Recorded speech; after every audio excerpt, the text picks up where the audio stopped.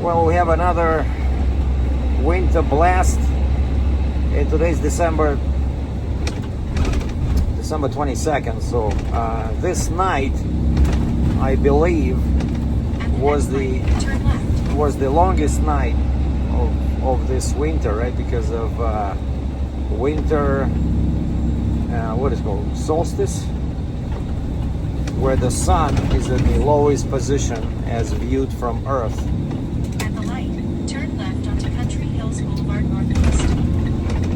And I remember my late dad, he was super duper interested in these things. And he had a journal, and he was always very melancholy and pessimistic until this day. Because each day, you know, before December 22nd or December 21st, take a slight right turn to merge onto Highway 2 north toward Red Deer. Sorry about that. Now we cut her voice cords. We'll be able to talk in peace. And so yeah, he was keeping a journal, and every day until December 22nd, let's say, nights were getting longer, and so he was really depressed. But then after today, he would say, oh, finally, the spring is coming. So I still remember, like, he was a really, for him this was like the big deal, you know. And we started at I got lucky, you know. I wake up and I look at the weather app on my phone, and it says minus 20, feels like minus 27, and then the temperature will keep dropping for the next hour. And you know, I start work at 6:45 a.m. right? And the weather app says that in Calgary, around 8 or 9, feel like will be minus 29. And if you know anything about Celsius, that's very cold.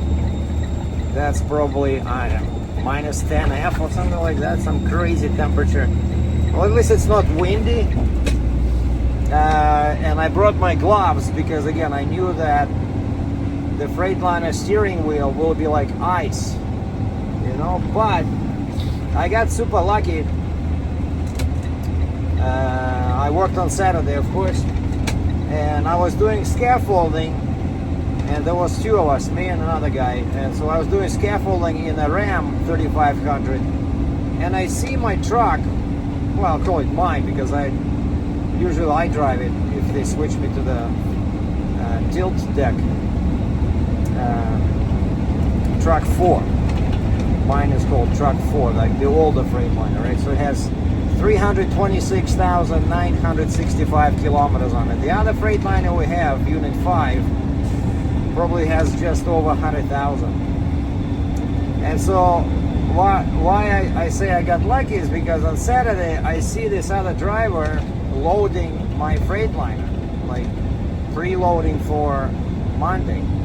And they sent me to pick up scaffolding in the very south of Calgary. So by the time I got back, it was 5 to 4. And on Saturday, we close at 4. You know, and so I was supposed to do some preloading as well of scaffolding. And so I just left everything, whatever I had, I left in the truck. I told the dispatcher, I said, okay, I was supposed to preload. We have no time. You guys are closing shop. And so I left everything there. But because this other guy loaded one scissor lift and one push around man lift. Usually when that happens, they bring the truck into the wash bay inside the warehouse, you know. And so the truck spent Saturday night and Sunday and Sunday in a nice warm warehouse, and they drop the windows down so that the warm air gets in. And I forgot about this, and then I get in and I see the nose of my Freightliner sticks out from the wash bay, and I'm like, wait, now I remember. So it should be nice and warm. And sure enough, I didn't have to use my gloves. The steering wheel was nice and warm. The truck started right away. I opened the big bay door, drove out, and I see our other driver, not the one that worked on Saturday, but this, because that one is off on Monday. So this other guy that usually drives the other Freightliner, I see he's walking around moody, checking his phone, and then I see they open the hood of the Freightliner, the other one, and they bring out, you know, those starting devices, you know, those boosting. We have a couple of these boosting machines, you know. So basically he cannot start the truck. So I go to my delivery that was already preloaded, you know, nice. Didn't do any chaining, right? Just turned the key and notified the customer and drove into the distance. I come back in about an hour and a half. I see the hood is still up, but now they put one of our heaters near the truck. You know, we have these huge diesel heaters that people rent, and they connected this large, what is called ducting, right? This like a 1 foot wide ducting, like a hose, right? And put it right under the hood, and they spread the tarp over the hood. So basically, I had this happen to me once when I was somewhere north in northern Ontario, and oil froze, and it took them 4 hours. I had to call a local guy. They brought the same kind of a warming, like a heater. Also did the top thing, and it was minus 40 overnight, and I forgot to check the weather back then, and I was inside, my heater was running, but that heater was not connected to the engine, so only the bunk was warm, right? And then I wake up in the morning and I had the curtains in here, and I left a bottle of water on the dash, and the first suspicion I had that I will have a difficult start of the day was that water was completely frozen. Imagine, I'm behind the curtain, nice and warm, but when I open the curtain, it's all ice in here. And I turn the key, nothing. I don't remember if the starter was working or not, but I think the starter was spinning, but it couldn't catch on because the oil was all frozen. Now maybe even the starter did not work because it couldn't move, you know, the frozen parts. So anyway, so I just left with a second load. No, my second one was, so I delivered those 2 preloaded machines, then I came back empty, and I loaded electric boom lift, delivered that one, came back empty again, and loaded 2 machines, 2 scissor lifts, one big one medium size. And now I'm in this industrial area just east of Cross Island Mills shopping center. So delivering the first one, and then I'm going south to deliver the second one, the bigger one. And so the Freightliner is still dead. So it looks like I see our mechanic is in there, and it looks like they burned the fuses or something, you know. It was probably all frozen, so they applied too much power or something on the boosting machine, and the Freightliner is still dead. And what happened with that one, why it couldn't start, it was left outside because it had no machines on it, right? And that's why I say I'm extremely lucky that my truck started perfectly. It was all warm. And so what happened is that it was plugged in, but you know, when you plug it in, you have to make sure that it's connected to the electricity.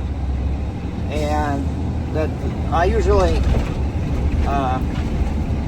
blow some air on the plug, because you know, some of these plugs on the cable, drivers just throw them on the ground when they disconnect them from the truck in the morning, and some snow can get in, right? And so snow, it can melt.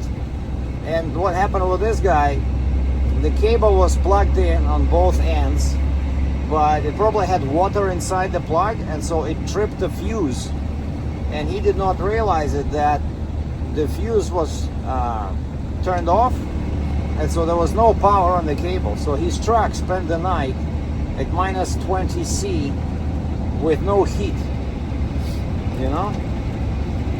And so yeah, I always take that plug and I knock it down on something and I blow in it, make sure there's no ice in there, no snow. And I always look at it's a good idea because, you know, it's already getting dark, right? When we're leaving work, it's already getting dark, so it's easy to see if the plug is illuminated, you know. So if the plug is properly connected on the other end, I mean, if the cable is properly connected on the other end to a source of power, then this end that goes into the truck will be lit up. And in the darkness, you can see it, right? So if it's lit up, that means it's live, there's heat, there's power, right?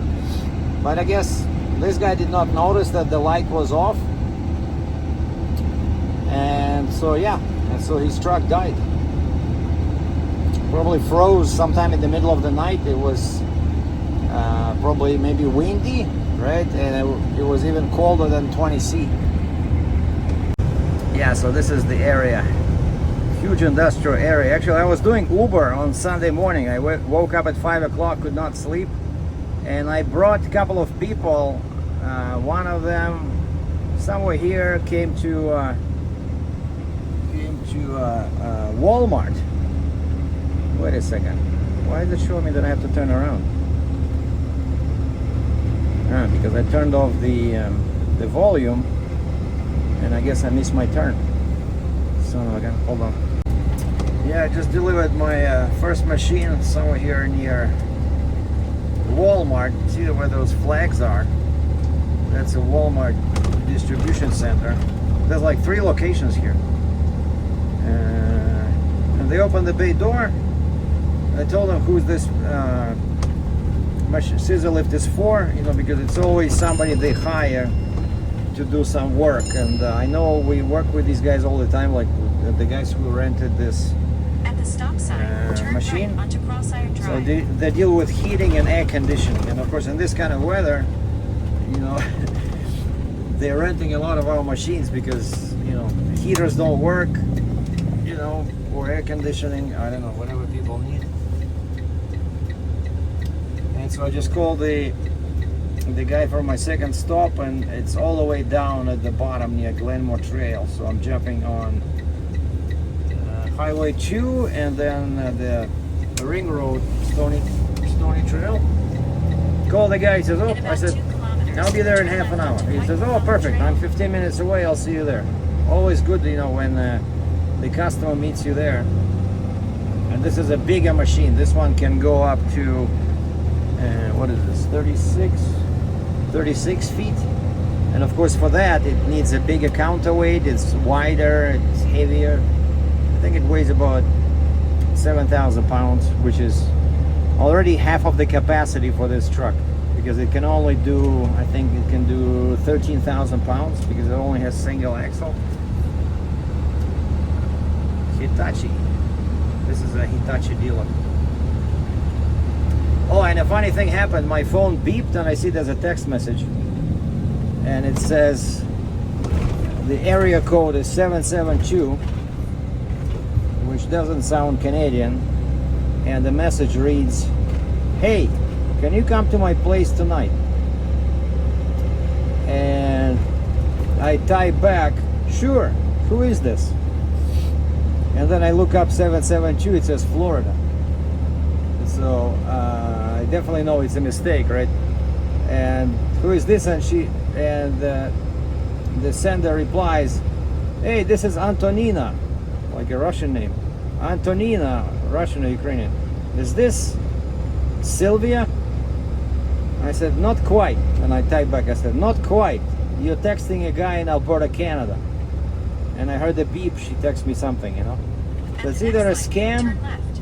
It's either a scam when, you know, sometimes you get texts from random people. They just text somebody and then they usually it's like a girl. She sends you a picture. Hey, you know, Dad, here's my new phone number.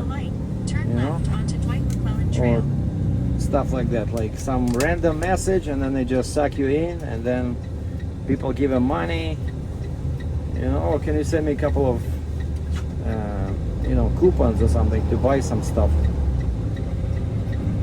Okay, I'm near Cross-Eyed Mills, just turning on this Dwight McClellan Trail, which actually turns into Metty Trail. And finally I figured out how to pronounce this Metty, right? I thought it was Metty because it's spelled M-E-T-I-S. I thought it was French. Turns out it's Native American, and it's Metty with a stress on the first syllable. Metty Trail. Yeah, I forgot that I don't need Highway 2.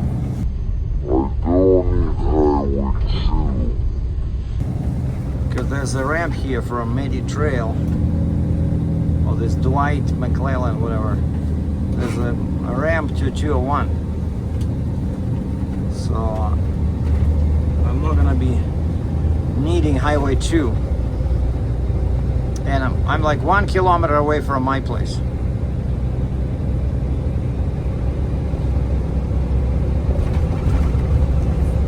I've been following this guy for the past 2 kilometers. He's all over the place, going left and right, wiggling, driving very slow.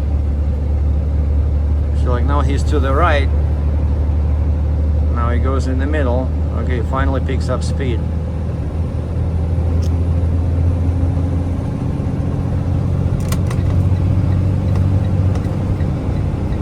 For about 20 kilometers, continue straight. So my destination is 26 clicks away.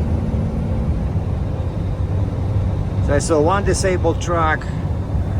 Oh, my guy's falling oversized tires. Check this out.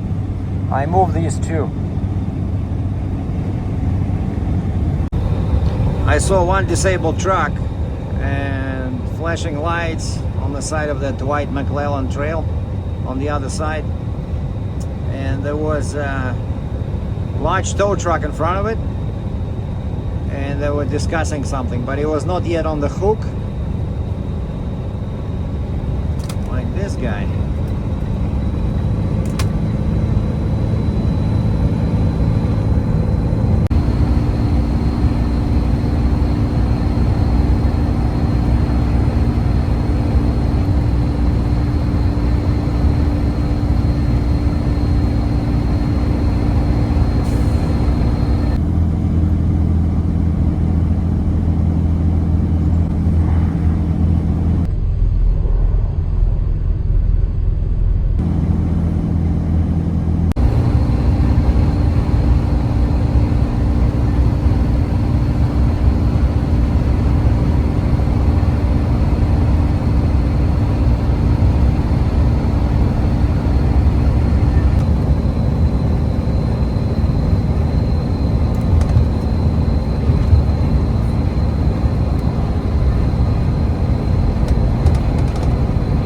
Well, I just dropped off the second machine at this big warehouse, so looks like it's gonna be like a tire center, or basically like a car repair shop, or maybe, and has a bunch of docks. And the guy was already here. I texted him. I said, "Hey, I'm here. Which door?" No reply. And I see there's a van sitting. Usually, these guys, they drive, these cargo vans, right? These contractors. And so I call him, and I see the door opens, and the guy comes out, and he starts waving at me. He was looking at his phone. I guess he didn't hear the alert from the messages. And as it often happens, or after delivery, what my boss does, he takes a picture with his phone. He takes a picture of the delivery bill or pickup bill and sends it to me and says, grab this one after second delivery, thanks. I said, okay. So now I have a picture, but I need the phone to navigate, right? And so, oh, I know this guy. It's a Ukrainian guy. So now I'm gonna write down. Found a fancy pen inside the scissor lift I was picking up as a measuring tape. And but Yeah, there's no button. Oh, and it has a eraser. And it's actually, it's not a pencil. And why would you need an eraser? Maybe there's a, maybe you can change this, you know, because there's some threading in here. So yeah, sometimes we find some cool stuff. I found some expensive wrenches. I found a harness. Somebody left a harness inside the scissor lift. So of course I give it back to my dispatch in case they call. Okay, so it's 68th Avenue Southeast. I'm just writing down. Okay, this name. This is the guy name. And what is this? 21240. Oh, that's a super lift. No. Wow, it's our biggest. It's called 40 by 46. So 40 feet by 46 inches. S/L. That's how I abbreviate scissor lift. S/L. So 40 by 46, meaning that it can go up to 40 feet in the air, and it's 46 inches wide, which is two of the most important measurements, right? So people need to know how high they can go up and what doors they can go through, you know. So if it's 46, it's definitely needs a wider door, or and it's just one machine. I'm checking what else here. Manual key, hours out, and that's it. So just write down hours, and then I need time when I pick up. That's two things I need when I do a pickup. I have to look at the hours on the machine, and it's on the side. So I do it from the ground. This way there's no reflection. There's a tiny display there on these scissor lifts. And before I used to do it from the deck. You know, I would kneel, and there's super hard to read because you're at an angle, you know. And then I discovered if I jump on the ground after the machine is already loaded, I jump on the ground and that display is pretty much eye level with me, and it's super easy to read, you know. And so now after I load the machine, I leave the red button pushed out, so the light is still flashing, so it's still active. And if you don't shut it down pretty quick, like maybe within 5-10 minutes, it'll start beeping, beep, beep, like complaining that nobody's using it, you know, that you have to shut it down. And then, so because if you shut it down, then the display is dead, right? So while it's still active, the light is flashing. I jump down after it's all chained up, and I look at the display, and I usually I write it down on my palm because I have no gloves, or if I have a glove, it's easy to take. But you know, some people say, "Why do you write on your hand?" Well, because my feet have socks, and then they inside the boots, right? So it makes sense to use your hands inside of your feet instead of your feet. And then it's easy, you know, you just wash your hands and it disappears. See, like here, man, my hands look so dirty. But they're not actually dirty. Maybe they are. So I wrote down 32 by 46 and 26 by 32. That's what I was loading. 2 scissor lifts I was loading in the morning. So anyway, so I copied down everything. So I have the address, guy's name, his phone number, model of the machine I'm picking up, 40 by 46. And then I made a little field here for hours and time and date. That's all I need to write down. So now I just have to call the guy, and that's why I need the phone number on a separate sheet of. I usually use like the back side of the previous delivery because there's a bunch of text in here, but it's like very tiny text, like, you know, terms and conditions, but they're super small and they're gray, and so it makes it for a good, you know, writing pad. And then when I come to the office, I take the original pickup slip and I fill that one out, the one that he took a picture of. Okay, so now I'm just gonna, well, probably I should see how far I am. First, let me just put the address here and where I'm going.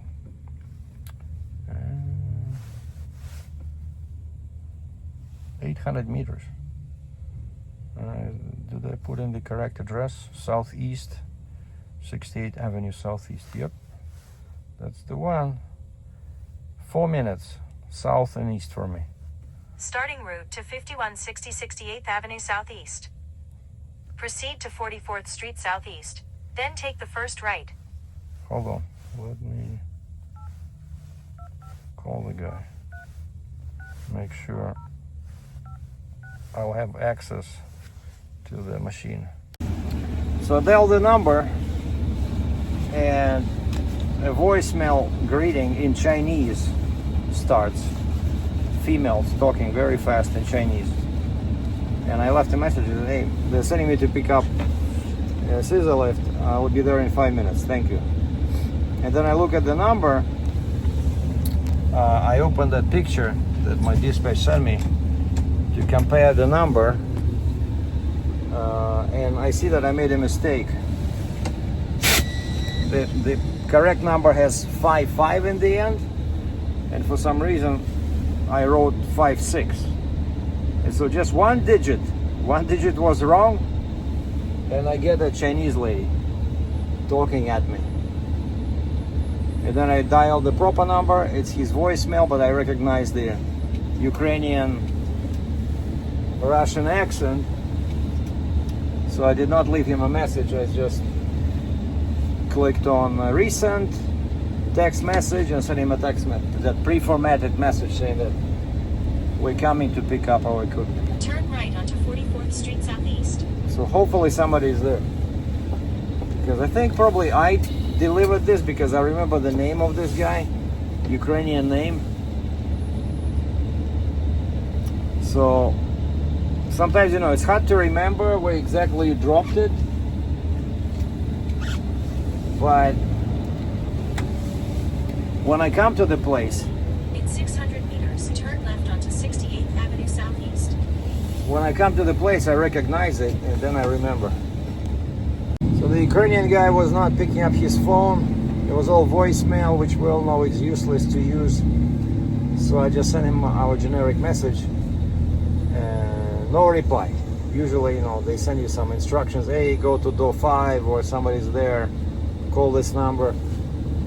And most of these big places, these warehouses, they have more than one tenant, right? So it's important to know which company. Well, what helped me in this case is that another crazy thing, these big buildings, they're like a kilometer long, almost. Each part of the building has its own building number, which is totally crazy. Like let's say the front, the west side, like this building was west to east. So let's say the west side will have a number, say 3056. Then the middle part will have a number 3057. And the last part of the building, same building, will have 3058, And so that would help me is that I had the number, so I found that number. It was the very far east corner of the building. I go to one door, Take a slight right turn onto Pig End Trail and the Southeast. door opens up. Some guy comes out and he says, hey, you're delivering? Then he looks at my truck and says, oh, it's not, you're not the guy. I said, yeah, I'm just looking for this number, picking up our machine. And he says, no, that's not that number. It's probably the guys in the back, in the end. And so I drive over there. There's a bunch of cars, and they have about 3-4 docks, but 2 of the docks are blocked by cars, but there's a ramp to a bay door. And I still don't remember if it was me who delivered this, so I just backed the truck to the bay door and went to investigate. Went to one door, locked. Walked around, went to another door, open. I opened the door and there's like Take a slight right turn onto Pig End shouts Trail of Southeast. kids, and grown-ups. So it turns out it's some kind of like a gym, except it's for games, where they play tennis, volleyball. It's funny. It's like it's a warehouse, but this part of the warehouse is kind of like a gym for kids, They played table tennis. So there's a lady sitting in the 2.3 kilometers. Keep right to merge in the onto reception Highway area, 2 eating her lunch, and I'm hungry, so I look down on her food, and it's chicken. man. And it's already almost 1 o'clock. So you see, like, today I've been super busy because our second truck is down, right? So I'm the only tilt deck they have. And so now, yeah, the lady, I said, hey, I'm picking up the scissor lift. The contractors use it here. And she says, oh, I know her. Yeah, I know about this. You may want to go to, and then she looks out the window and she says, oh, you're already there. Perfect. I'll go open the bay door. So at least I position my truck correctly, you know. So this lady leaves her chicken alone. And by the time I'm at the truck and I started the hydraulics, the PTO, she opens the door. I see our big machine inside. It's our biggest 40-foot scissor lift. I loaded it up, and because it's a ramp, it does not slide because the deck was pretty much, you know, parallel to the ground because the ramp was, you know, going down, right? And so I like these ramps. They make it super easy to load and unload. Otherwise, you know, sometimes in this weather, the wheels or the deck can be slightly moist. And these machines like to slide, you know. It can be dangerous when they slide when you tilt the deck for unloading, or they slide when you try to load them. It stops and then it moves backwards with all the wheels locked. And then when I get back in the cab after the machine is secured, and I looked at the hours, I just memorized the hours. It's like one of our newest machines because it only has like 11.4 hours, you know. Because these don't get used too much. You know, most people rent either our smallest one or the second in size. The smallest one is 19 foot, can go up to 19 feet, and the second in size is can go up to 26 feet. Those are the most popular machines, especially the 19 foot. These monsters, they're heavy, they're big, they don't go through regular doors, right? So they don't get rented as often. But I like working with them because they're heavy, you know. It's like probably 8,000 pounds, you know, makes me feel like I'm doing some kind of a heavy haul, you know. And so yeah, by the time I get in the cab, I see a message on my phone from the Ukrainian guy who finally read my message. And he says, when you're on site, call this number or this number, and they'll tell you where the machine is. And I replied, I said, too late. Smile. I said, too late. The machine has just been picked up. And the guy texted back, perfect. All right, so another happy customer. So I brought back that large scissor lift and stopped at the Dairy Queen. Grabbed my number 8 flamethrower, and this time I had a meal with fries, which I rarely do. But in this kind of weather, to take the ramp to 96th Avenue Northeast, Airport Trail Northeast West. I think you need some carbs, you know. And went in, copied that paperwork onto the pickup bill. Right, because the guy sent me a picture, and so I handed in 3 pieces of paper, so it was 2 deliveries and 1 pickup. And the dispatcher takes them with one hand, and then with the other hand he gives me another set of paperwork, and I see there's some notes on it, and I see that it's my handwriting on the bill. It's that boom lift that I tried to pick up on Saturday when the hydraulics was frozen, and I couldn't, it wouldn't go up the bed, you know, and it was too heavy. It was too heavy for my winch, and so I had to leave it.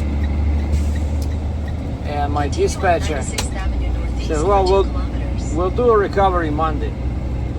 And I was wondering what the plan would be, you know, like you'd have to order like a big tow truck or something with the monster winch and drag it on or something, you know. But no, turns out I'm the guy. I'm the recovery guy. So that note on the bill said, take a 2200 generator. I said, what's a 2200? He says, it means that it creates 2200 watts. And it's a pretty heavy generator, but it's not very big. It doesn't have any wheels. So another guy helped me put it on the dolly, and I put it on the end of the bed, and then I was holding it as I used my remote to straighten the bed, right? And then I was able to push that cart towards the front and took off the generator. Probably weighs around, I would say, 100 pounds, you know. And I put it against my winch, put 2 straps on it, so now it's sitting there.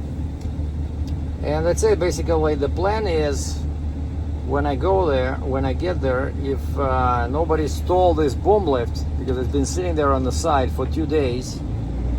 And what did I do with the key? I forgot.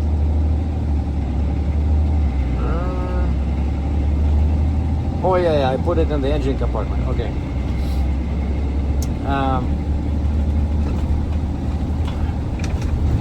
In 300 meters, use the And so they said left to if turn left onto the it Alberta starts, 2 South Deerfoot Trail Ramp to Trans-Canada Highway, Alberta 1. start the machine and let it run, but then on the side it has a connector for the heater, basically kind of like a block heater, you know. Yeah, kind of like on my truck. Use It's the under left 2 my lanes to turn left onto the Alberta 2 South Ramp.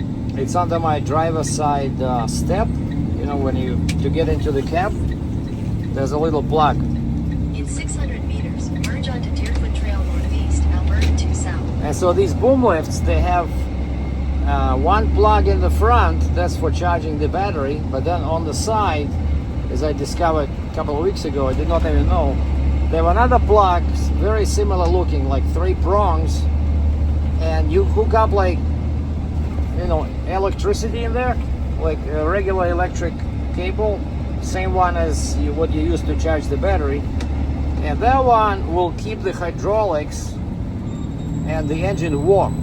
So it's basically, it's like a block heater. And Continue on Alberta 2 South for 22 kilometers. And so my dispatcher says, go there, start the generator, hook it up to the machine, and go to sleep in the cab for a while, and see if you can move it. And they said if the engine starts, start the engine as well, so it can warm up. So it's gonna be challenging, you know. And I had to stop for fuel because I forgot I was like quarter of a tank, and it's pretty far, 30 clicks one way. So I stopped for fuel, and now Google Maps says I'll be there at 12 minutes after 3. 12 minutes after 3, which means I can stay there until 4:30, because it's about 30-minute drive, but our place closes at 5:30. So if I leave at 4:30, either empty or with the machine on the deck, I'll be there at 5, because, you know, I have to still unload it, right? And 5:30 they're closing the gates and everybody goes home. And so yeah, so I will have from 3:12 until 4:30 to figure out how to load this bad boy. We'll see first of all if it starts, and we checked the generator, made sure that it was starting, and we hooked up a cable to another device, and we made sure that it was producing electricity. So the generator is good, and I brought the extension cable.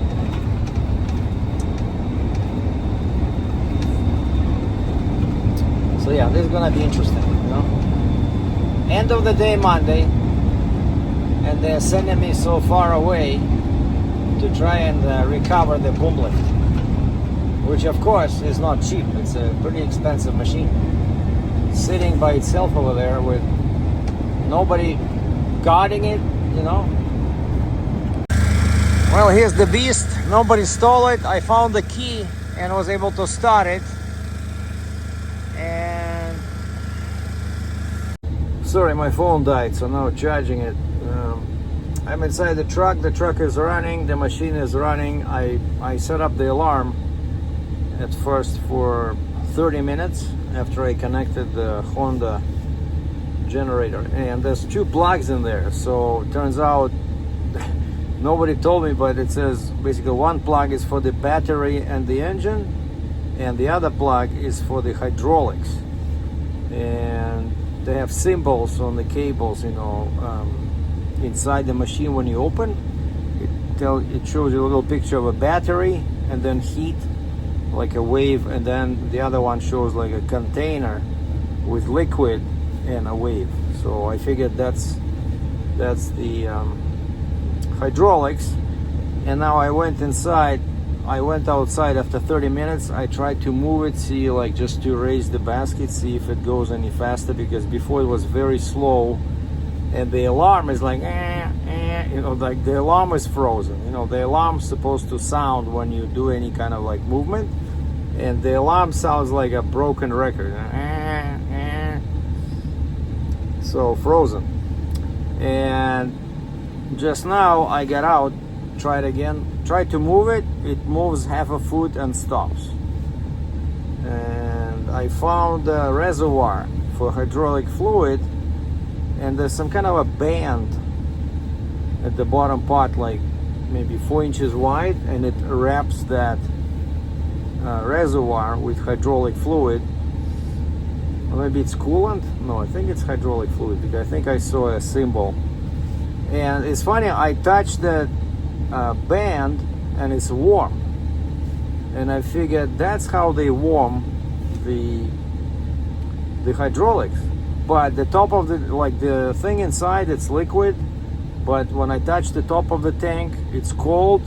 I put my fingers under the band to see if the bottom of the tank is at least getting warm. No, it's still cold, because that band is very thin and it does not touch the tank like tightly. There's like a gap of, you know, so there's some air in between the band and the tank, unless on the corners where it really wraps up. And so when I talked to our mechanic before leaving for this mega trip, I said, how long will it take for this little generator to warm up hydraulics? He says minimum 4 to 6 hours, but best would be 1 day. And I said, wait, it was like 2:30, right? So I went, talked to my dispatcher, and hey, the mechanic says we need at least 4 to 6 hours to warm up the hydraulics. And he says, well, no, we don't need to warm it up like 100%. We just need to warm it up enough so that you can load it. So go ahead and drive over there and see what you can do. And so first I set up the alarm for 30 minutes, and now it's been running already like probably 40 minutes, the generator. And the machine itself runs, but there's a flashing symbol, you know, like a lightning bolt flashing. It was flashing and it shows a low charge on the battery. But the thing is like a generator on wheels, because it's electric and it has the engine, diesel engine, right? So let's say if you are inside somewhere, inside a building, and you don't want the fumes, you just turn off the automatic start, like there's a little flip switch. You turn it off and then the machine will not start, so it will only use the electric power. But if you work outside, it's always recommended to run the engine, because you can degrade the battery, and if the battery is flat, then the machine will not start, and so then you won't be able to charge it, you know. But when it runs, it's supposed to charge the battery, right? But I don't know, and I tried to just use hydraulics a few times, you know. That's what I did with my RGN trailer, just to warm it up, just so that the hydraulics flows, right? So I try to go up and down in the basket, up and down. Maybe that's what I should do, because then otherwise, if it's sitting like this, I don't think the hydraulics is flowing inside. Maybe I'm mistaken. Because it's a closed circle. Like I know in the truck, an RGN, or even like my truck, the Freightliner, when you start the PTO, it changes the tone, you know, and you hear that, I think the pump starts working, right? But on this one, it's supposed to be on all the time, right? Because when the machine is on, so it's as soon as you put your foot on the pedal, that you have to keep pressing for security. That's when it works. So I don't know. Let me go. I set up the alarm again for another 30 minutes. So that will put me at 4:20, 20 minutes past 4. If I cannot load the machine after that, I will have to leave. Because let's say it takes me 10-15 minutes to load it, secure it, and then it's from here, it's 30 minutes drive, which means that I'll be at the shop right after 4. And like I mentioned, they close the gate at 4:30. Everybody goes home at 4:30. I cannot leave the truck outside in this weather. Because by the way, our second Freightliner, even when it was like 2 p.m. when I came from lunch and I dropped off that big scissor lift, it was still dead. Yeah. That's what happens when you leave the truck outside in -20 and you don't plug it in, right? So it was plugged in, but the fuse got kicked out, right? So there was no power in that cable, and whoever hooked it up did not realize that it was not charging. It was not supplying the heat. But yeah, I love this truck. You know, I love this Freightliner. So I don't know if I showed you guys, but this is my dash, right? This is my oil.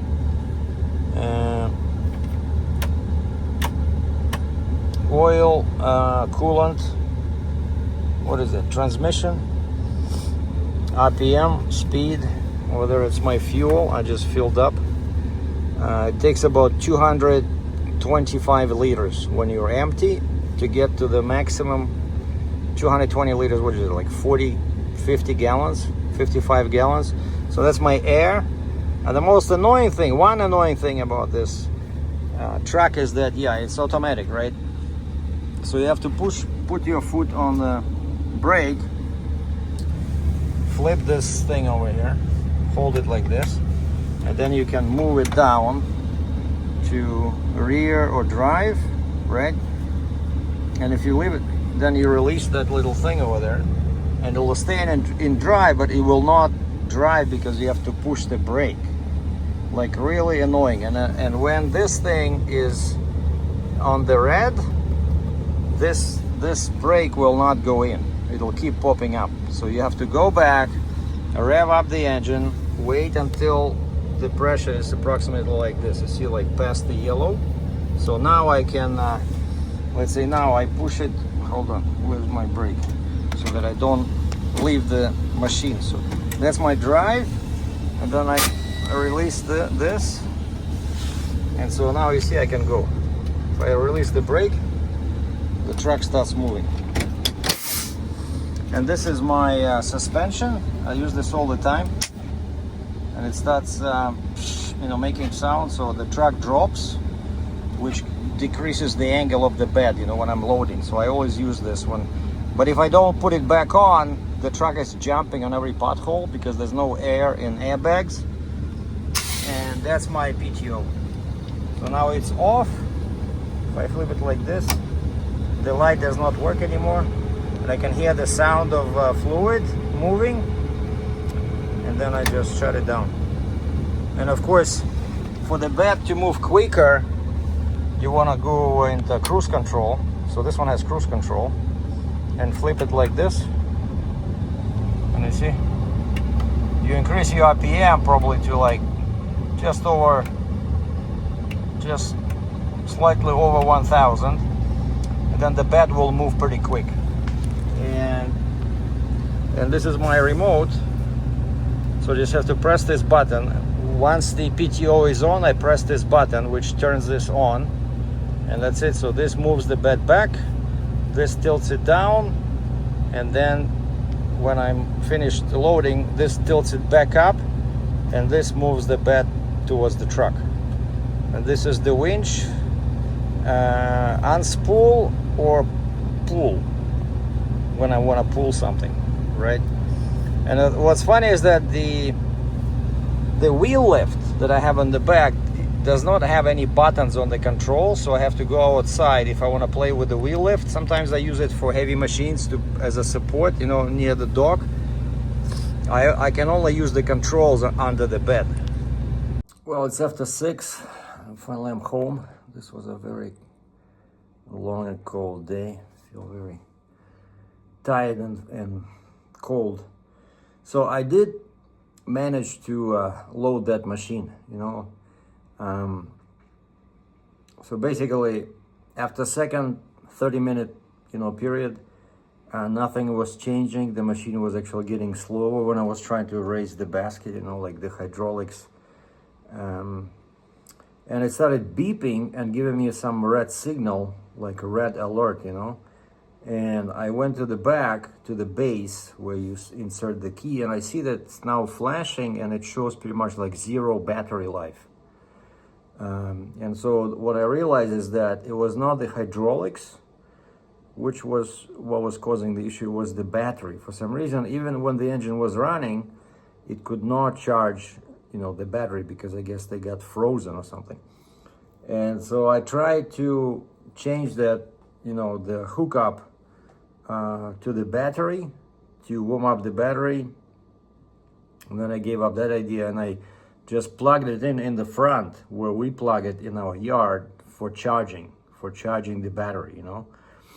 And hold on one second.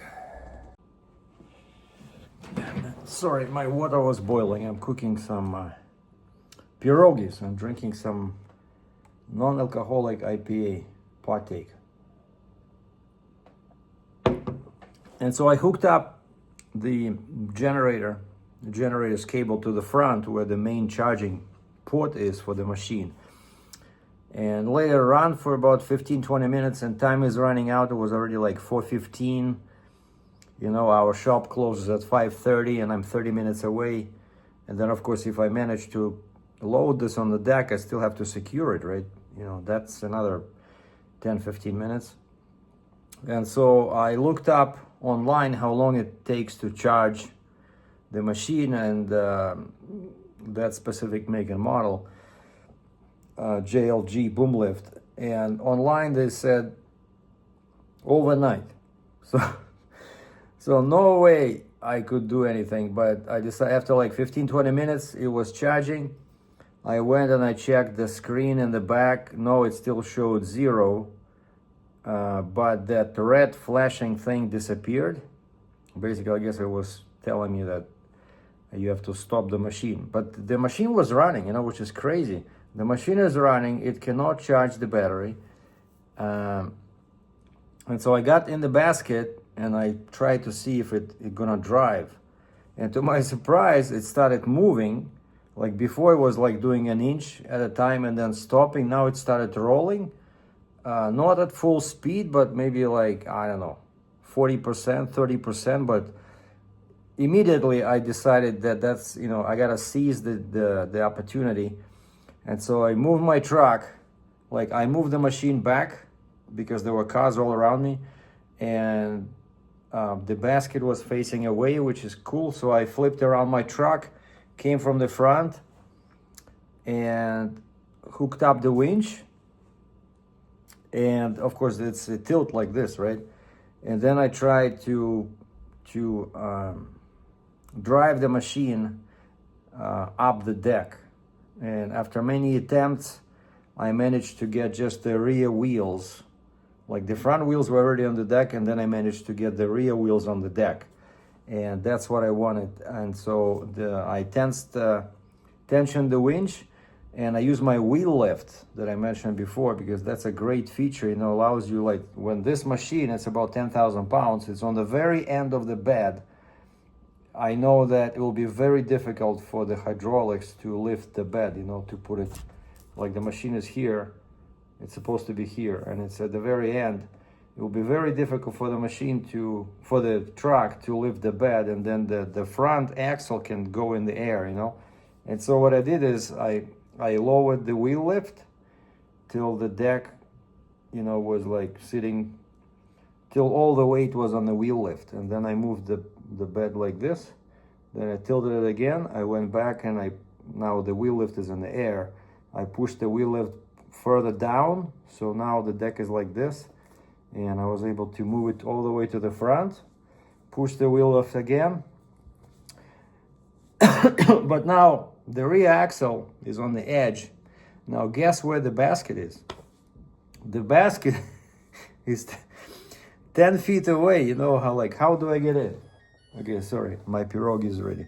So I use the boom of the machine to climb into the basket, which is at about 3 meters in the air and 2 meters behind the deck, right? So it's because only the rear axle is on the deck. So I climb there and try to move the machine. It's not moving.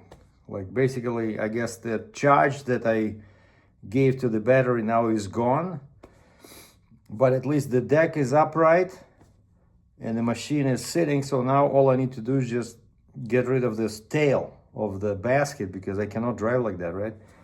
So what do? I still have the winch hooked up, and of course now it's much easier to drag the machine when it's not like this, but it's like this, right? The deck. And so I jump down, and there's snow everywhere. So I grab snow with my gloved hands, and I put a bunch of snow under each tire. Well, not a bunch, but maybe, you know, like a couple of, you know, scoops like this. I put it under the tire, and then I go back in the basket, climb in the basket, and I use the winch, and I pull it and I release, pull, release, you know, because I hear it's creaking. So I'm thinking, if I break the winch, that's it, I'm done. I cannot drive with the basket in the air, you know. And because of the snow, and it was cold, metal, you know, rubber and metal, when it's very cold, it was moving. It started moving, so I moved it until the basket was, you know, this is the deck, and this is the basket. Before it was sitting like this. So I managed to drag the machine till the basket was at the very end of the bed, and then I went to the front, and I used the controls to lower the basket to the deck. Put 3 chains on, 1 strap in the back, took a picture, sent an email to the dispatcher, said, recovered, exclamation point. ETA to the yard is 5:25 p.m. and we close at 5:30. And I started driving like crazy, and I was at the gate at 5:30. And they were already getting ready to close up everything, so I pulled in and hooked up turned off the generator and hooked up the heating cables, one to my truck and one to the machine to charge it, right? So I left it near the fence. And then one of our guys is running towards me. He says, no, it's okay, we're gonna put it inside, so disconnect the cables. We'll keep it warm, we'll charge it over there in the wash bay, you know? So I got lucky again. So this night again, my truck will spend inside the warm warehouse in the wash bay, and they're gonna plug in the charging thing to the cable to the boom lift. So hopefully in the morning it will start and we'll be able to unload it. I didn't even have time to do any paperwork because I'm supposed to write down the fuel level, time I picked it up, and date and the hours on the machine. But it was all like crazy, rush, you know, like, but that really helped when I switched the cable from the hydraulic heating to actual charging. I don't know, something with the battery just doesn't want to charge even when the engine is running. And so I managed to do it. So they sent me to recover a machine. I recovered a machine. No damage. It just slid on the snow on the deck with the winch. The winch is fine.